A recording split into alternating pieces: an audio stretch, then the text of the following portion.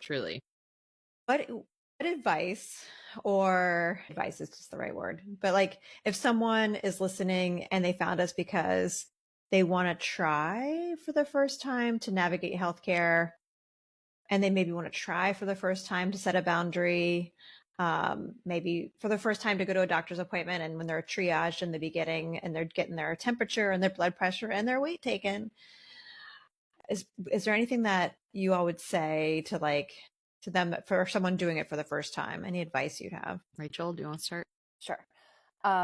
So thinking back to like what kind of helped me in the beginning, I like started with just the boundary of I don't want to be weighed. And for me, it kind of helped that I had a like quote unquote justification, which like you don't need to have, but that I could kind of be like, I have a history of eating disorders. I will not be weighed. And I think I like said that out loud to myself so many times before the first time I tried to put that boundary in place. I like wrote it down. I, like really solidified my ability to just like say those words out loud.